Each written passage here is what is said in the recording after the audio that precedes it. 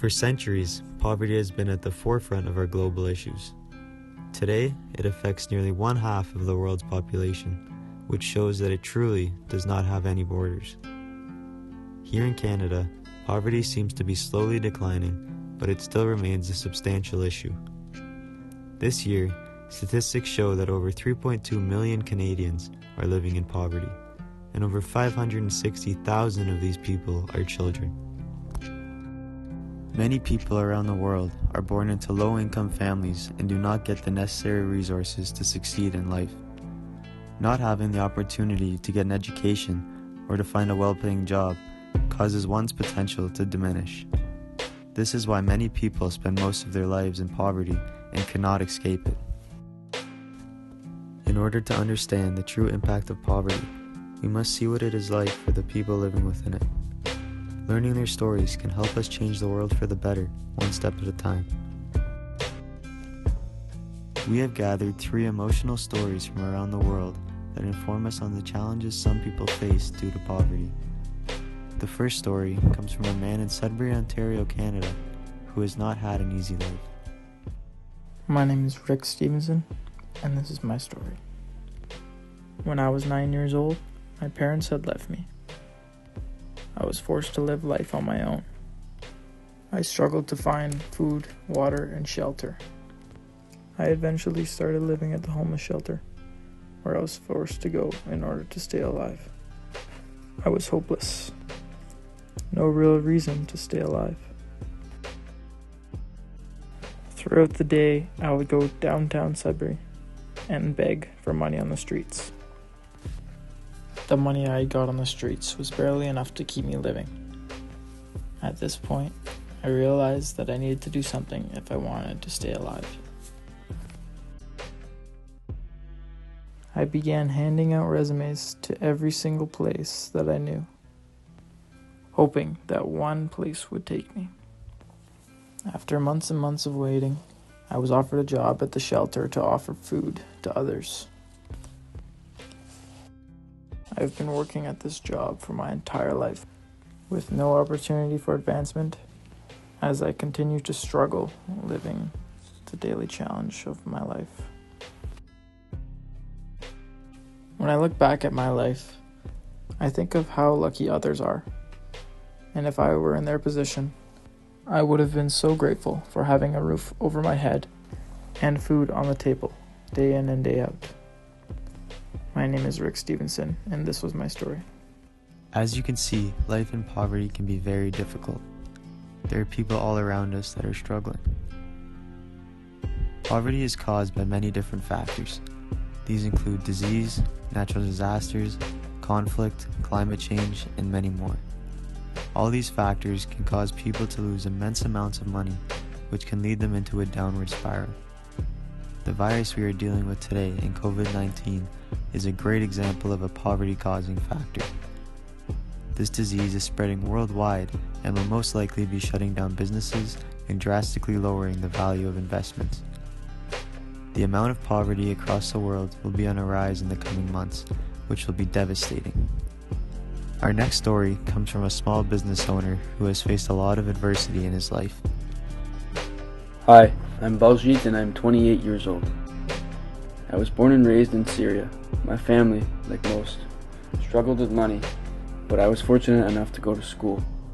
It was very difficult growing up in Syria, seeing my family, friends, and the rest of my country struggle.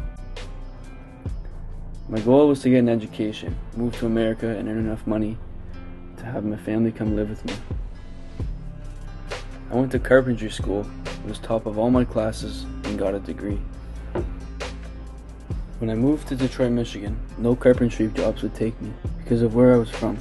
They said my degree meant nothing. I applied everywhere I could, and when I ran out of options, I decided to work at a gas station until I could find a carpentry company that would hire me. I ended up working at the gas station for 4 years, had to sell my apartment and live in a homeless shelter until I had enough money to move somewhere else. I then moved to New York and applied for every carpentry job I could. People were still hard on me, making racist comments and not accepting me into the industry. I felt very isolated and alone. This is when I decided to start my own business. I was living in a homeless shelter in New York City, so it was really hard for me to start a business. I got a job at McDonald's to make enough money to maintain my needs and to buy carpentry supplies. When I first started my business, it was very slow and I had very few clients.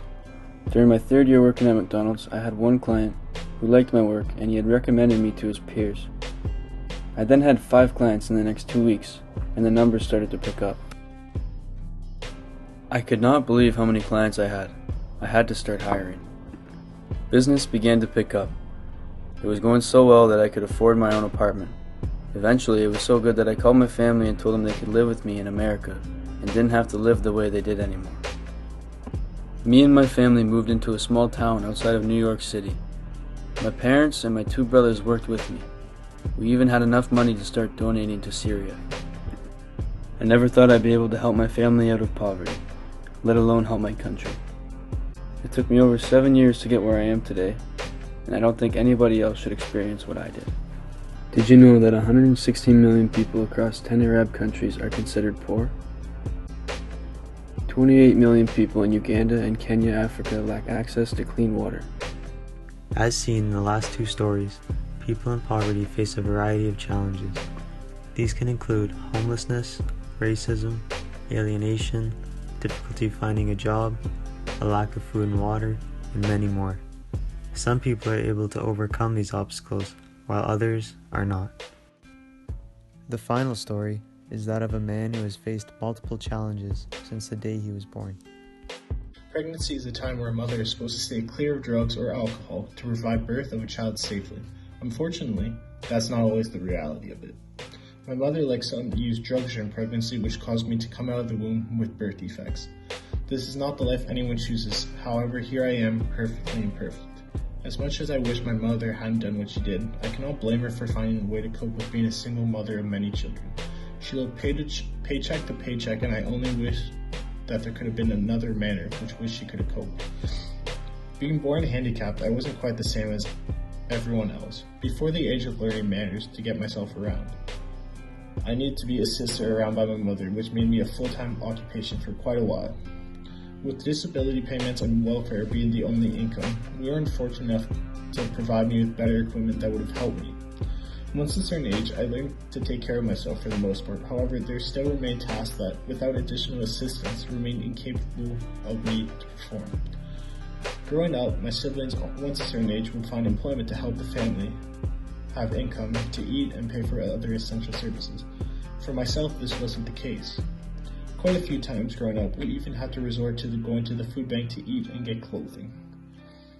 Once done high school, with my family's economic situation, I could not afford to attend college or university and struggled to find purpose in my life. The job field for those who do not have post-secondary education and have a physical impairment is quite limited. The jobs that remained were limited and did not pay great, just enough to survive. After turning 18, my mother, still caring for me, was not receiving payments for my physical disability anymore and would soon have to retire herself. This pushed me to remain living with her and help her as she did growing up with me. I never amounted to much in my life and I remained working at a desk job, working for a low salary for the remainder of my working years. The mixture of being born into poverty and being born with a physical disability stunted my growth out of poverty. The lack of education received and my physical impairment caused my life never to amount to much. It requires a change in the government for people like myself, whether it be free college education for the physically impaired or something along the lines of that. Something needs to be done for the people in need. This is not the life we pick to be born, but this is a sad, unfortunate life that many people live today.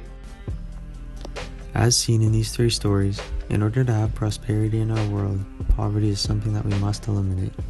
It is a unique issue that will take time and dedication to get rid of. All the experiences our guests have shared allow us to view this issue in a different light. It has hopefully helped people realize that something must be done. As Nelson Mandela once said, poverty is not an accident, it is man-made and can be removed by the actions of human beings.